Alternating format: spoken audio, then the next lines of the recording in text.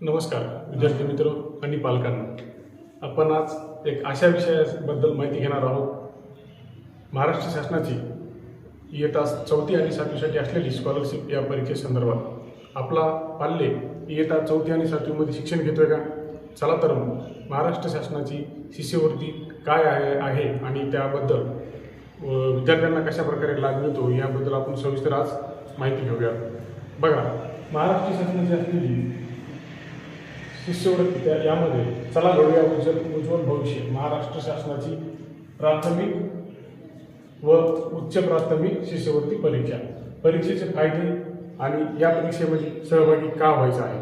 विद्यार्थी मित्रांनो आणि पालकांनो, जर तुमचे विद्यार्थी 7वीत शिकत आहे परंतु आर्थिक विवंचनेमुळे त्याला काही शिक्षणामध्ये अडथळे निर्माण होत आहेत, तर या संदर्भात महाराष्ट्र शासनाने दखल घेऊन एक महत्त्वपूर्ण शिष्यवृत्ती राबवण्याचा प्रयत्न केलेला आहे. बघा, याचा सर्वात महत्त्वाचा भाग म्हणजे तुम्हाला आर्थिक सहाय्य देण्याचा मानस महाराष्ट्र शासनाचा आहे.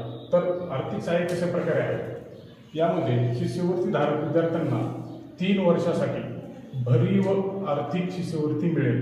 बघा किती, 3 वर्षासाठी. तर कशा प्रकारे, इयत्ता 4थीसाठी ₹500 प्रति महिना, किती, 3 वर्षे, आणि 7वीसाठी ₹750 प्रति महिना. बघा विद्यार्थी मित्र आणि पालकांनो, यासोबतच तुम्हाला गुणवत्ता आणि प्रतिष्ठा देखील मिळणार आहे. काय आहे, शिष्यवृत्ती मिळणे हे विद्यार्थ्यांमध्ये प्रतिष्ठेची बाब मानली जाते. बघा, आपला जर एखादा विद्यार्थी किंवा आपल्या घरातील एखादा व्यक्ती एखाद्या स्कॉलरशिप मिळून जर समाजामध्ये वावरत असेल, हे नक्कीच सर्व कुटुंबासाठी एक अभिमानाची बाब असते. तर मग बघा, यामध्ये राज्यव्यापी ओळख देखील होईल. कशा प्रकारे, बघा, राज्यस्तरीय आणि जिल्हास्तरीय गुणवत्ता यादीत स्थान मिळवणाऱ्या विद्यार्थ्यांचा विशेष सत्काराने गौरव केला जाईल. काय केला जाईल? विशेष सत्काराने गौरव केला जाईल. त्यानंतर शिक्षकांच्या गुणवत्तेचे मूल्यांकन देखील होणार आहे. या शिष्यवृत्तीमध्ये महाराष्ट्र शासनाने विद्यार्थ्यांच्या भविष्याचं आणि शिक्षकावर असलेल्या काही महत्त्वपूर्ण बाबींचा देखील उल्लेख केलेला आहे. विद्यार्थ्यांच्या यशातून शिक्षकांच्या कार्याचे मूल्यांकन आणि त्यांच्या सेवा पुस्तकात नोंद होणार आहे. हो, जो विद्यार्थी 7वीमध्ये शिकत असेल किंवा 4थीमध्ये शिकत असेल, जे काही त्याचे वर्ग शिक्षक आहेत, या वर्ग शिक्षकांचे देखील मूल्यांकन विद्यार्थ्यांच्या यशामध्ये महाराष्ट्र शासनाने नमूद केलेले आहे. तर मग या शिष्यवृत्ती परीक्षेसाठी कोण बसू शकतो, याची पात्रता काय आहे, निकष काय आहे, तर पहा, यामध्ये